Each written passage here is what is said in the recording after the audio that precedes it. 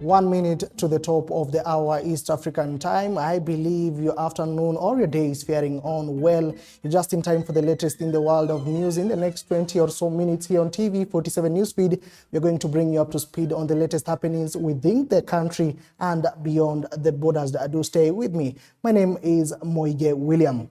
Now, to start off our afternoon bulletin, the New Life Prayer Center and Church televangelist EZEKIEL Odero has been taken into custody on suspicion of indoctrinating the public. His arrest came just a day after a lengthy interrogation session about allegations of his church involvement in occult practices.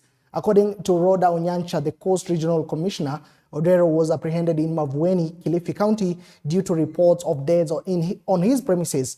Onyancha has also mandated the shutdown of the New Life Prayer Center and Church. On a very short notice, I know we've just told you that we may be making a brief this morning.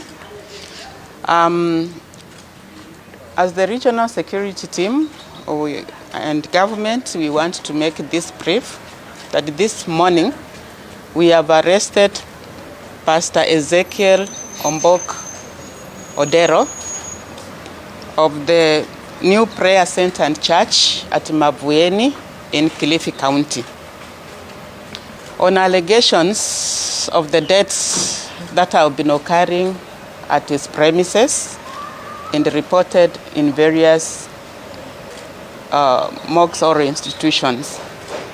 We've also taken action and closed down the prayer center going forward. So we are urging and giving information to the public that that prayer center has been closed down and whoever was in there has been cleared out. He is being brought to Mombasa, and I will request that as time goes by, we will be giving you updates as we progress with investigations. Thank you very much. No question. No question.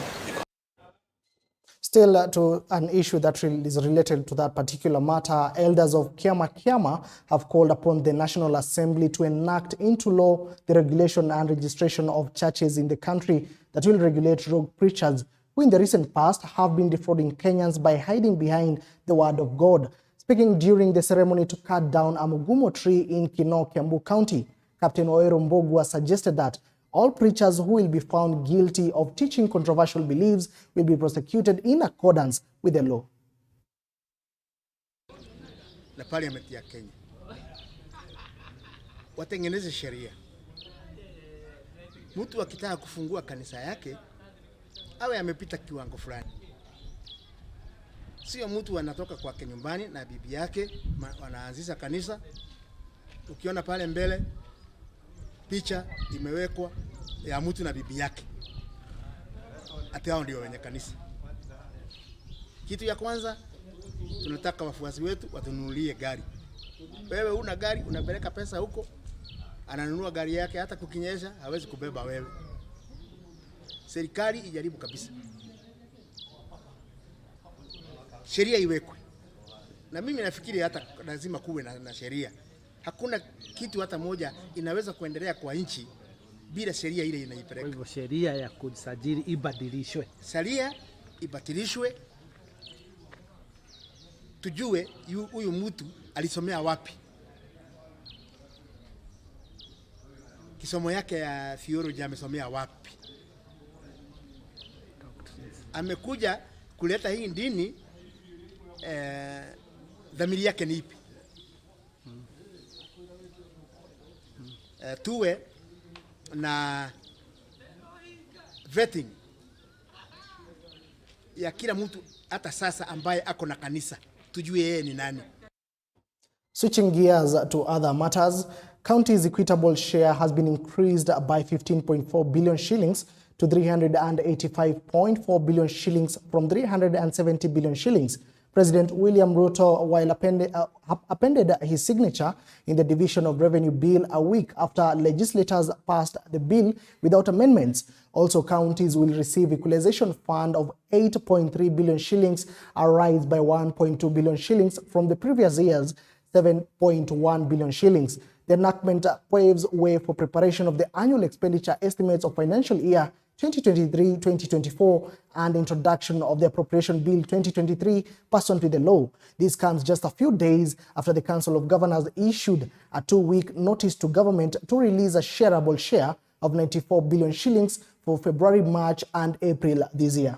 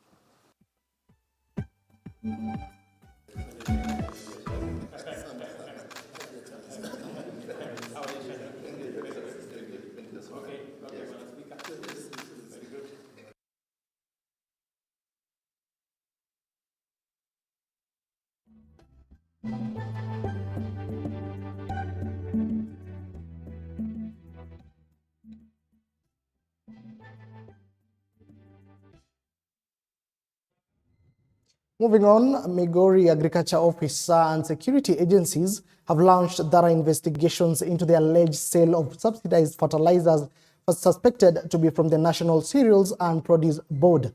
The county officers, led by Migori County Executive Committee member for Agriculture, Lucas Mosenda, said that they got wind of a lorry that had picked 30 bags of subsidized fertilizers suspected to have been taken from the National Cereals and Produce Board (NCPB), and they have launched investigations into the allegations raised by farmers and other stakeholders. Awendo Sub-County County Commissioner, that is Matthew Amalo, called upon the residents and farmers to continue being vigilant and cooperate with the security agencies to help get the culprits involved in the alleged issues. Ya kwamba kulikuwa na mbolea ambazo zilikuwa zimepatikana katika town ya Awendo, zilikuwa zimetoka kwa National Cereals and Produce Board na kupelekwa kwa sehemu a private agrovet katika town hii ya Awendo. Ilibidi kwamba tufuatilie na tulifika hapa, mimi pamoja na chief officer wetu kutoka kwa Department ya Agriculture pamoja na maafisa wetu wa usalama wako hapa. Tuliweza kufika pale kwa wakati kabisa, na tulipofika pale tulipata kwamba kuna lori ambayo ilikuwa imeanza kuteremsha mbolea kutoka kwa Cereals Board, na ilibidi kwamba tufuatilie mpaka kwa Cereals Board kuthibitisha ya kwamba je, hizo mbolea zilitoka pale na zilitoka vipi. Tumetoka pale na tukafuatilia mpaka ile sehemu ambayo hizo mbolea zilikuwa zinateremshwa. Now so far ambacho tumethibitisha ni kwamba mwenye hiyo agrovet ni mkulima ambaye amesajiliwa, kwa hivyo alikuwa na haki ya kuweza kuchukua hizo mbolea. He is a registered farmer katika ile system ya kusajili wakulima. Lakini sasa baada ya hapo kuna masuala ambayo yako katika mikono ya polisi. Elsewhere, after residents and businessmen in Eldoret complained about the actions of Uasin Gishu County for a long time, now the Kenya Human Rights Commission has completed investigations into issues of violation of rights, harassment and ethnic discrimination of businessmen. The commission was informed by of the complaints by residents and businessmen led by lawyer Kimani Wanjohi last year. The report indicates that the violation of rights by Uasin Gishu County was a big challenge to business owners in Eldoret. There are a lot of findings. Maybe we are not in a position to share now. You can recall last year there were fracas, a lot of problems in this town. So there were complaints. Kijana tumepokea malalamishi ya watu wengi wenye wameteswa kwa mikononi mwa kanjo. Wengine wao wamekatwa mpaka kichwa, wengine wao wameweza mpaka kuumwa mpaka sehemu zile zenye uwezi sema. So nita-urge tu serikali yetu ya Uasin Gishu iangalie ile revenue inapoteza. Wafanyiki biashara wakitoka hapa Uasin Gishu wameenda town nyingine, sababu hapa wamesema rais tunakupenda. Na tunasema hapa Uasin Gishu tuko na shida kubwa sana, kwamba kuna excessive use of force kwa wanabiashara na wale traders wenye wako ndani ya Uasin Gishu. Na inasemekana kwamba wale wanabiashara wenye wanapitia shida ni watu wa jamii zingine, zile yenye unasema jamii ya Mlima Kenya, jamii ya Western na jamii ya Nyanza ndio wanaumia ndani hapa Uasin Gishu. I'm the Chief Executive Officer, Kenya National Commission on Human Rights. You will recall that we had some problems, between traders and within the town, and therefore we had to come and really find out what the problem is and the root cause of the problem, what it is, and we are confident that what we have shared, with the county in terms of how do we expand, business opportunities for our. Now let us shift gears to matters politics. A section of Jubilee supporters from Nakuru County has come out to laud former President Uhuru Kenyatta for coming to the rescue of the party that has been facing ugly leadership wrangles since his exit. The party members, led by Assumpta Wangoi, say that Uhuru's appearance was a strong message to those hell-bent to divide the party. While thanking the former president, they urged the defiant members to focus on working with UDA-led government and wait for their fate at the Jubilee's National Delegates Conference. The group also accused Kanini Kega and Sabina Chege of being lukewarm, noting that the law does not allow anyone to be a member of two parties at the same time.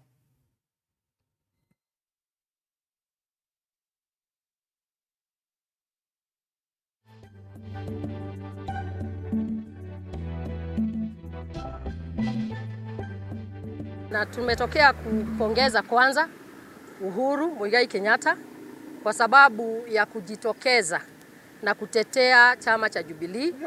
Amenyamaza sana, alikuwa amenyamaza hata wakati wa campaigns, lakini sasa hivi vile alijitokeza pale kwenda kuokolea Kioni, tunakupongeza. Chama cha Jubilee kama mlivyoona jana, kuna watu ambao walikuwa wameenda kukinyakua, lakini asante sana kwa kiongozi Uhuru Muigai Kenyatta kwa kuja kuokoa chama cha Jubilee kutoka kwa meno za adui ambao walikuwa wanataka kuinyakua.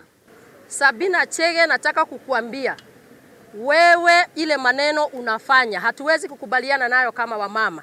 Ningependa ujue ya kwamba uko pale kwa sababu ya kuhurumiwa, na hatukujua wewe ni msaliti. Hatukujua wewe uko pale na ulikuwa mlengo mwingine. Hata hujajua unafanyia kazi nani. Unajitokeza tu kila asubuhi, chama chenu, chama chenu. Chama chenu, na wewe ulisema utaki ujinga wa kuandamana. Kwa hivyo wewe Sabina, kuwa na msimamo na unyamaze, kula mshahara ya bure, ukimaliza uende. Kwanza wewe Sabina Chege, unajua wewe ni nominated. Na ulipewa hiyo kiti sababu ulifanya kazi kwa wakati wa campaign. Hata hiyo kiti inaweza enda, na wewe unaitwa Kanini Kega. Usidhanie iara ni mbali, hata unaweza rudi huko Kieni. Uende ukafuge uzi huko. Waje kuingilia chama cha Jubilee. Sisi chama cha Jubilee, sisi ni watu wa mrengo wa Azimio. Na kuna mrengo mwingine wa Kenya Kwanza. Na hizo ni dunia mbili tofauti sana. Kwa hivyo hauwezi kuwa nusu-nusu, wewe ni mtu wa Kenya Kwanza, nusu nyingine wewe ni wa Azimio. Away from that, the government of West Pokot County has partnered with the World Vision Organization to provide motivation for coffee crop farmers to put their focus on the crop as one way of earning a livelihood. Speaking during the exhibition of the crop at Tartar Coffee Factory, Deputy Governor Robert Komole and officials of World Vision assured that the factory is now stable to handle the farmers' produce. It will bring a very big economic revolution around this county. Let's work to promote it. Na kila mkulima leo aweze kutoka hapa wamesoma kitu na ajifunze kitu na practice na kuwa ambassadors pale katika mashinani. Sisi kama Imara we are proud to support this activity and will continue supporting the farmers of West Pokot. Nahimiza pia wakazi wa West Pokot kwamba tupande mimea ya kahawa. Tupande mimea. Tumeambiwa quality ya mimea yetu ya kahawa hapo West Pokot ni ya grade ya juu. Na isipokuwa hatujapanda kwa wingi. Kwa hivyo nikahimiza wakazi wapande mimea ya huu ili tupate kuongeza mapato yetu katika kaunti yetu. Kwa sababu kahawa iko na bei na tukipanda kwa wingi utajiri utakuja West Pokot. Na sisi kama viongozi kupitia idara ya Ministry ya Cooperative na Ministry pia ya Agriculture tutajaribu iwezalo tusaidie hawa cooperative. Moving on, education stakeholders now want teachers trained with counseling skills to effectively manage new trends of indiscipline among students, as it emerges that schools are increasingly becoming recruitment hotspot for vices, as Chichi Josephine now tells us. Existing guiding and counseling structures in schools have been faulted, as most of them are ill-equipped to rescue a learner, contending with popular culture trends taking a heavy toll on the lifestyles of adolescents. Speaking during the launch of a live report on the proficiencies of Kenyan adolescents in problem solving, the Teachers Service Commission Deputy Director in Nakuru County, Margaret Amateshe, advised teachers to upgrade their guiding and counseling skills to be able to identify emerging forms of decadent behavior among teenagers. You will find out that in most schools, those who are taking charge, who are taking responsibility, are people who have just been picked upon because it is a requirement from us that every school must have a G&C department. But then the head of that department is not officially trained.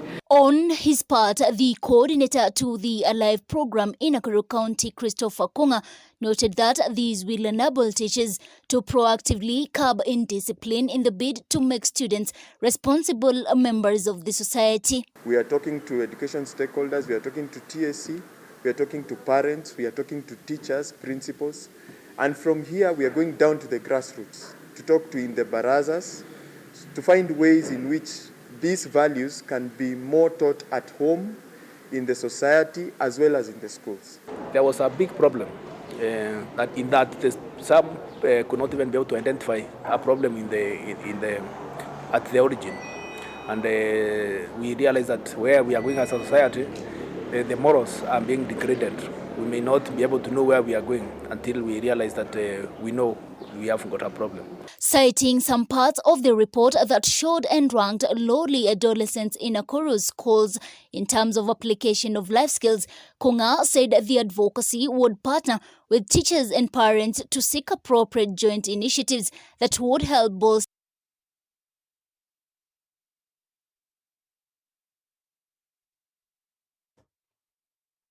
Now, the Pan-African Congress movement is gathering in Nairobi to discuss plans and preparations for the upcoming African Liberation Day conference, which will take place on May 25th. The movement aims to promote unity, cooperation, and community development across Kenya and the African continent. The conference was attended by various stakeholders and government leaders, including the Deputy Speaker of the National Assembly, Gladys Bose-Sholei. The Pan-African Congress Kenya is the chapter of the larger global Pan-African movement that has its headquarters in Kampala, Uganda. The history about the Pan-African Congress comes from the first Pan-African Congress that was held in 1900 by the Africans who were in the diaspora in their quest to champion for the liberation of Africans, first from slavery and racism, and then later on liberation from the colonial impoverishment. You're talking about the youth taking Africa ahead, and you are just on point, because the youth actually in Kenya and in Africa don't realize that you are the future of Africa. And when I say that, I don't say it in the way people say that the youth are our future. Today, 60% of our voting bloc are the youth. Today, the youth can decide who becomes president. Today, the youth can practically decide the agenda of Africa and Kenya. I'm very passionate about the young people of our country, and I'm very passionate about the young people of our country being proud of their heritage, being proud of their origin, being proud of the fact that they're Kenyan, and moreover, being proud that they're East African, and above all, being proud that they're African.